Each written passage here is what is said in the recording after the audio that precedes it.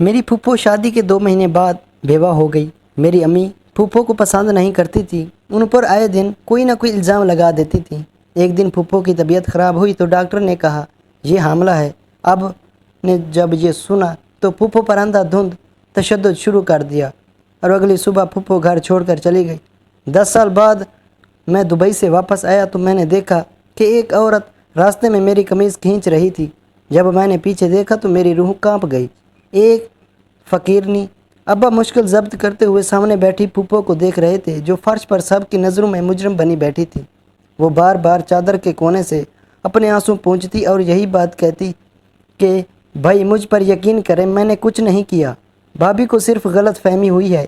मैंने न पहले कभी आपकी इज़्ज़त पर हर्फ लाने की कोशिश की थी और ना ही अब आपकी इज़्ज़त पर किसी किस्म का हर्फ आने दिया है। मेरी अम्मी जो अब्बा के सरहाने खड़ी थी फ़ौरन गुस्से से बोली कि झूठ बोलती है ये औरत। मैंने खुद को आंखों से इस पर चरसी हामद के साथ आंखों ही आंखों में बात करते देखा है। इसके बाद कल जब उसे सौदा लेने को भेजा तो ये गली में उसके साथ खड़ी हंस हंस कर बातें भी कर रही थी।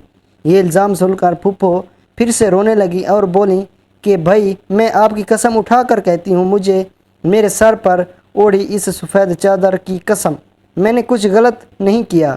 मेरा किरदार साफ़ है। खुदारा मेरी बात पर यकीन करें, मुझ पर यह तहमत न लगाएं। अब्बा ने जब फूफो की आंखों में आंसू देखे तो शायद वो ज़रा पिघलने लगे, मगर तभी अम्मी ने ऐसी बात कही जैसे सुनने के बाद सब कुछ बदल कर आ गया। अम्मी फ़ौरन गुस्से से तंज़िया अंदाज में बोली कि अच्छा हम तहमत लगा रहे हैं, मुझे तो तुम्हारी करतूत तुम्हारे भाई और जवान भतीजे को सामने बताते हुए भी शर्म महसूस हो रही है, मगर क्या करूं, मजबूरी है। अगर तुम्हारे किसी से कोई ताल्लुक़ नहीं तो फिर अनम साहबा तुम्हारे पेट में पल रहा बच्चा कहाँ से आ गया? किसकी नाजायज़ औलाद के लिए घूम रही हो? तो मैं अम्मी के मुँह से ये अल्फाज सुनकर तो मैं हक्का बक्का सा रह गया। मेरे अब्बा का चेहरा उस पर सुर्ख हुआ था। मैं बेयकीनी से फूफो की तरफ देखने लगा। अब्बा आग बगोला होकर उठे और फूफो की जानब बढ़े।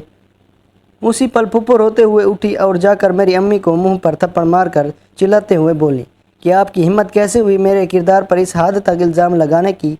आपने तो मेरे बच्चे की ही कोई गाली दे दी। फूफो कुछ और बोलती इससे पहले ही अब्बा सदमे से निकले और फूफो पर तशद्दुद शुरू कर दिया। फूफो रोते हुए कहने लगी कि मेरा यकीन करें भाई, ये बच्चा मेरा शोहर का है, मुझ पर तहमत मत लगाएं, मैंने कोई गुनाह नहीं किया।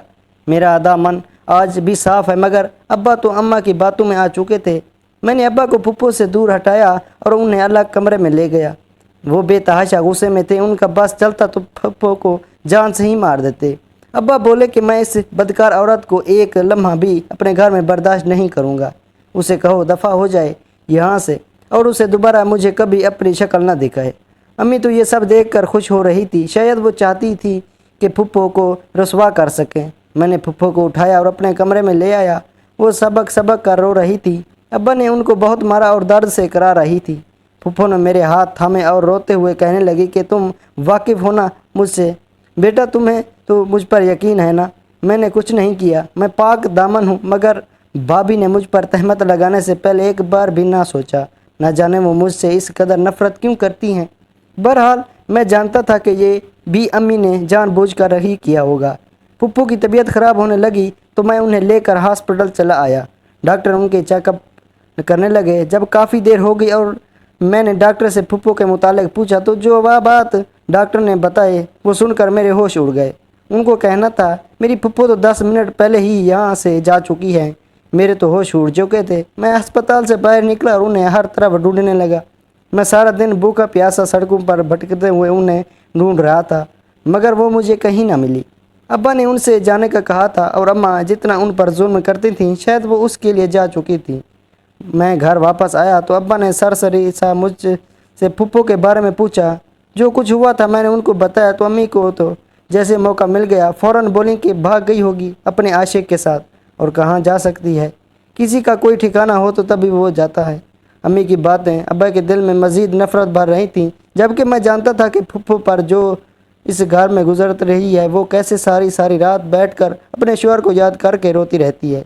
मेरा दिल बेचैन था। रात के 12 बज रहे थे اور نہ جانے میری پھپھو کہاں تھی، کس حال میں تھی۔ بے گناہ پر لگایا گیا الزام تو عرش کو بھی ہلا کر رکھ دیتا تھا۔ تہمت لگانے والے کی تو کوئی معافی بھی نہیں ہوتی۔ میری آنکھوں سے آنسو بہہ جا رہے تھے، مجھے ماضی کے منظر یاد آنے لگے۔ مجھے سکول سے واپس گھر آئے ہوئے ابھی 7 گھنٹے ہو چکے تھے، اور ان 7 گھنٹوں میں ایک بار بھی پھپھو کا ڈرا سکون سے بیٹھنے کا وقت نہیں ملا۔ وہ ایک کام کر کے آتی تو امی انہیں دوسرا کام کرنے کے کہہ دیتی۔ یوں لگتا تھا جیسے امی کو سارے کام پھپھو کے آنے پر ہی یاد آتے ہیں۔ کئی ماہ بعد ایک دن کے لیے پھپھو ہمارے گھر ہم سے ملنے آئی تھی، مگر امی پھپھو کے آتے ہی بہانہ بنا لیا کہ وہ شدید بیمار ہیں۔ گھر بھی یوں ہی گندا پڑا تھا۔ ابا کام پر گئے تو پھپھو پورے گھر کے کام میں لگ گئی۔ میں سکول سے واپس آیا تو امی کے سامنے پھل وغیرہ رکھتے ہوئے اور وہ مزے لے کر کھا رہی تھی، جبکہ میری اکلوتی پھپھو تو نوکرانیوں کی طرح سارے گھر کی صفائی کر رہی تھی۔ پھپھو بہت معصوم تھی، وہ سامنے والوں کو پلٹ کر جواب نہ دیتی۔ اگر ان کی چالاکیاں سمجھ جاتیں اس کے باوجود وہ کچھ بھی نہ بولتی۔ سارا دن کام کرنے کے بعد پھپھو تھک کر ہار کر میرے پاس آ کر بیٹھی۔ میں ان کے ایک نظر ان کے چہرے پر ڈالی جہاں تھکاوٹ کے آثار نمایاں تھے، مگر اس کے باوجود وہ مسکرا رہی تھیں۔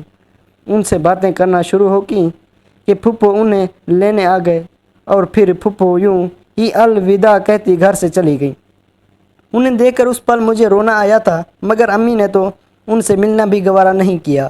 میری امی کو تو شروع سے ہی پھپھو اچھی نہیں لگتی تھی۔ وہ بہت ہی نیک اور 5 وقت کی نمازی تھی، ہر بات کو درگزر کرنا جانتی تھی، مگر امی کو پھپھو کا نیک اور عبادت گزار ہونا جیسے ڈھونڈ لگتا تھا۔ وہ سمجھتی تھی کہ پھپھو یہ سب دکھاوے کے لیے کرتی ہیں۔ پھپھو کے شوہر بہت اچھے تھے، ان کا بہت خیال رکھتے تھے۔ مجھے یہ دیکھ کر خوشی ہوتی کہ کم از کم پھپھو میکے سے زیادہ سسرال میں خوش و خرم زندگی گزار رہی ہے، مگر ان کی تو شاید قسمت ہی خوش رہنا نہیں لکھا تھا۔ ان کی شادی کو بھی 2 ماہ ہی ہوئے تھے، ان کی زندگی میں ویرانیاں ایک بار پھر چھا گئیں۔ ان کی خوشیوں بڑی زندگی کو نظر لگ گئی۔ اس روز ہمارا سکول میں آخری دن تھا۔ جب مجھے سکول سے چھٹی ہوئی تو میں اپنے دوستوں کے ساتھ پیدل ہی گھر جانے لگا۔ آج ہمارا 12ویں جماعت میں آخری دن تھا، اور پھر کچھ دن بعد پیپر شروع ہونے والے تھے۔ ہم یوں ہی باتوں میں مشغول سڑک کنارے چلتے جا رہے تھے کہ تبھی ایک دھماکے دار آواز گونجی۔ ہم آس پاس دیکھنے لگے۔ سامنے سڑک پر رکشہ اور کار کا ایکسیڈنٹ ہوا تھا۔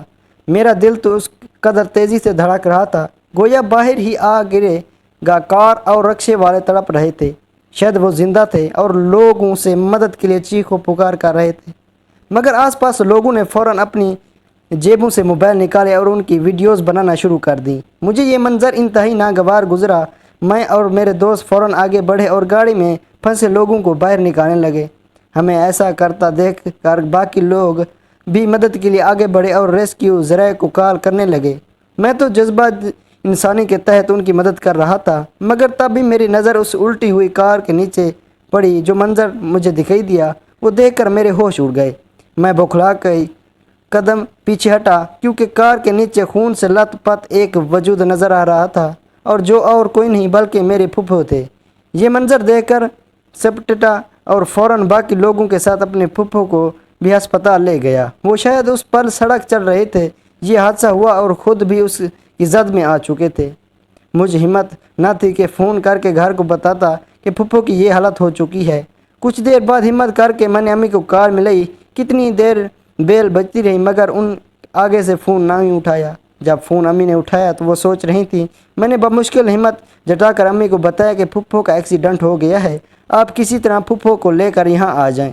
امی نے جب یہ سنا تو خاموش ہو اور پھر بولی تو کس خوشی میں وہاں چل رہا ہے، جس کا شوہر ہے وہ سنبھال لے گی، واپس آ جاؤ گھر، اب بلا وجہ ہم درد بننے پھر رہے ہو۔ امی کی طبیعت سے میں واقف تھا، اس لیے فون بند کر دیا اور سوچا کہ پھپھو کو کال ملاؤں، مگر تبھی ڈاکٹر باہر آئے، بولے کہ پھپھو کی وفات ہو چکی ہے۔ یہ صدمہ میرے لیے بہت بڑا تھا۔ میں وہیں پر گیا اور ہمت کر کے ابا کو کال ملائی۔ کچھ دیر بعد وہ آئے اور ہم پھپھو کی لاش کو لے کر پھپھو کے گھر پہنچ گئے۔ اس اچانک سی آفت پر پھپھو تو صدمے سے بے ہوش تھیں۔ ان کو تو وہیں کو گمان بھی نہیں تھا کہ ان کا شوہر اس حالت میں گھر واپس آئے گا۔ کئی دن تک ماحول سوگوار رہا اور پھر ہم پھپھو کو لے کر اپنے گھر آ گئے۔ امی کو اس سے کچھ فرق نہیں پڑتا تھا۔ ان کا رویہ ابھی پھپھو کے ساتھ ایسا ہی ہوا تھا، جبکہ پھپھو کے سر پر बीवी की सफ़ेद चादर ओढ़े यूं ही खामोशी से कमरे के एक कोने में बैठी रहती। न जाने ये असूल हमारे गांव का भी नहीं, मगर अम्मी फूफो से भरपूर काम करवाती थी। अम्मा ने तो फूफो को रंग बिरंगे कपड़े पहनना हराम ही कर दिए थे। फूफो सफ़ेद कपड़े पहनने करती थी या फिर काले कपड़े में रहा करती थी। घर में अच्छा खाना बनाना तो अम्मा सारा खाना हमारे लिए रख देती और फूफो को तो कहती कि अपने लिए दाल बना लो, क्योंकि बेवा औरतें ये मुर्ग मिसाल नहीं खाती। उनकी ज़िंदगी से सारे खुशियाँ तो तब हो गईं जब उनका शोहर मिट्टी तले दफन हो गया था। वो जानती थी कि ये सिर्फ़ और सिर्फ मेरी अम्मी उनके साथ करती हैं, उन्हें जलील करने का कोई भी मौका हाथ से जाने नहीं देती। मगर इसके बावजूद वो अम्मी की हर बात को गुजार करती।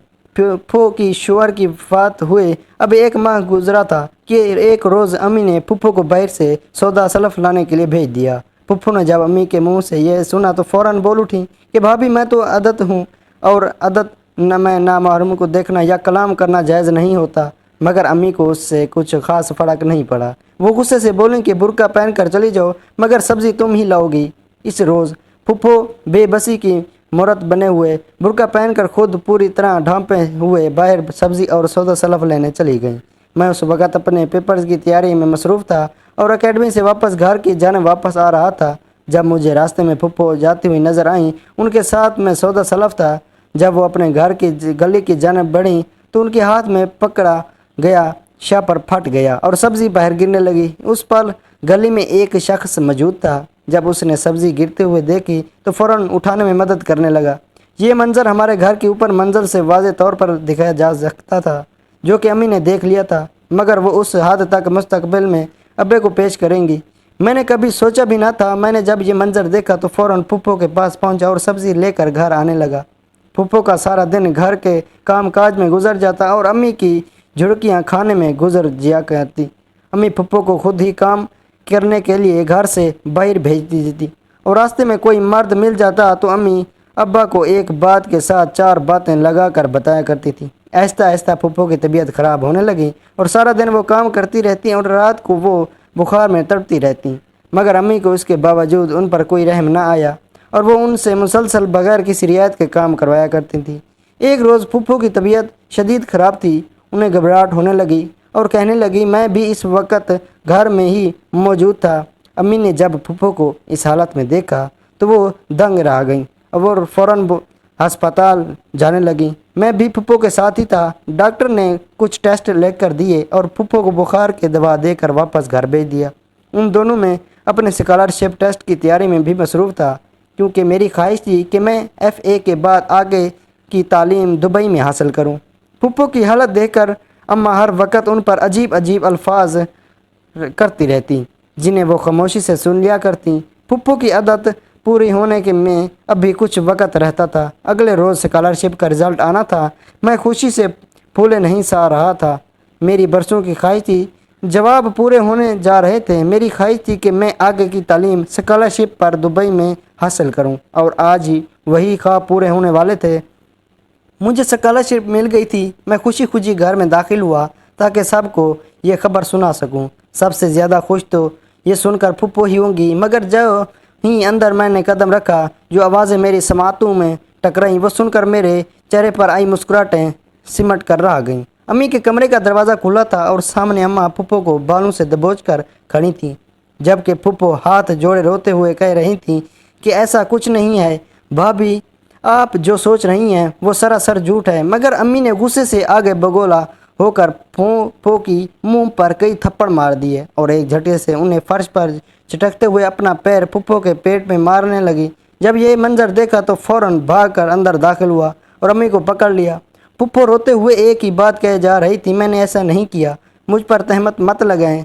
अम्मी ने फूफो के मुंह पर कुछ रिपोर्ट फेंक कर कहा, अगर ऐसा है तो ये रिपोर्ट क्यों कह रही हैं कि तुम हमला हो। अम्मी ने के मुंह से ये अल्फाज सुनकर मेरे पैरों के नीचे से ज़मीन निकल गई। मैंने बेसाख्ता अपनी आंखों को खोल दिया और एक गहरी सांस खारिज करके रह गया। 2 दिन बाद मुझे दुबई जाना था और फूफो न जाने कहाँ चली गई थी। अम्मी और अब्बा को तो परवाह ही नहीं थी, मगर मैं जानता था कि मेरी फूफो ऐसी नहीं है। ये बच्चा भी मरहूम फूफो का ही है। मगर अम्मी फूफो को नीचा दिखाने के लिए हर हद पार कर चुकी थी। वो दिन तक مسلسل پھپھو کو ڈھونڈتا رہا مگر مجھے کہیں نہیں ملی۔ مجھ سے چھوٹے بھی 3 بھائی تھے جو ہاسپٹل سے کبھی کبھار ہی گھر آیا کرتے تھے۔ انہیں پھپھو سے کوئی خاص سروکار نہیں تھا مگر مجھے پھپھو سے بہت محبت تھی۔ جب میں پاکستان جانے لگا تو امی ابا سے ناراض ہو کر گیا تھا۔ انہوں نے پھپھو کے ساتھ اچھا نہیں کیا تھا، یہ میں جانتا تھا۔ میرا دل بری طرح سے ٹوٹ چکا تھا۔ میری دبئی جانے کی خوشی ختم ہو چکی تھی۔ ایک آخری نظر میں نے اس روز ایئرپورٹ پر دوڑائی اور پھر پاکستان کو خیر بات کہہ کر میں دبئی آ گیا۔ یہاں آتے ہی میری پڑھائی کے مراحل شروع ہو گئے۔ میں اسکالرشپ پر یہاں آیا تھا مگر اس کے باوجود اپنے اخراجات اٹھانے کے لیے میں نے وہاں ایک جاب بھی شروع کر دی۔ گھر والوں نے مجھ سے کئی بار رابطہ کرنے کی کوشش کی مگر شروع میں تو میں سب سے مختصر سے بات کی مگر میں دل سے ناراض تھا، جس کا ذکر میں نے امی ابا سے کر دیا تھا۔ اس کے بعد میں نے دوبارہ کسی سے رابطہ نہ رکھا اور اپنی پڑھائی اور جاب میں مصروف ہو گیا۔ میں نے اپنا پرانا نمبر بھی بند کر دیا تھا۔ کتنے سال یوں ہی گزر گئے تھے۔ میں نے پڑھائی کے ساتھ ساتھ وہیں ایک اچھی نوکری کرنا بھی شروع کر دی تھی۔ اس یونیورسٹی میں آئی ایک پاکستانی لڑکی سے شادی کر کے سیٹل بھی ہو گیا۔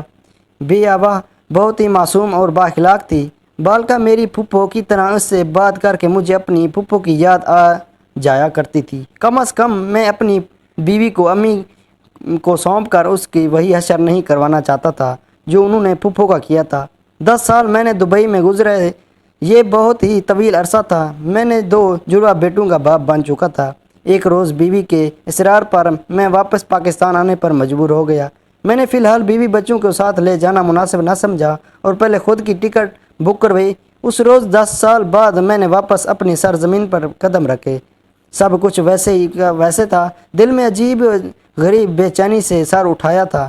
میں ایئرپورٹ سے نکلا اور ایک بک کروانے لگا مگر تبھی مجھے سڑک پر ایک فقیرنی بھاگتے ہوئے سڑک پار کرتی نظر آئی جو کہ گاڑیوں کی زد میں آنے سے بار بار بچی تھی۔ میں جو ہی گاڑی میں بیٹھ کر جانے لگا تو تبھی اس فقیرنی نے مجھے قمیض سے پکڑ کر کھینچا۔ اس فقیرنی کی ہمت دیکھ کر میرے تو تیور چڑھی تھی۔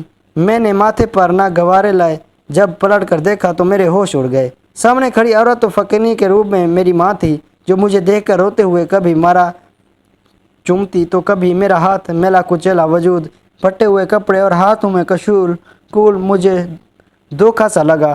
امی کو اس حالت میں دیکھ کر میں ان کی وجہ پوچھنے لگا اور وہ کہنے لگی، تمہارے جانے کے بعد ایک روز میں اپنی بہن کو تمہارے پھپھو کی اصلیت بتا رہی تھی کہ میں نے جان بوجھ کر اس پر الزام لگا کر اسے گھر سے نکالا تھا۔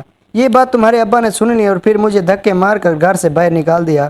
وہ پچھلے 9 سالوں سے سڑکوں پر بھیک مانگ رہی تھی۔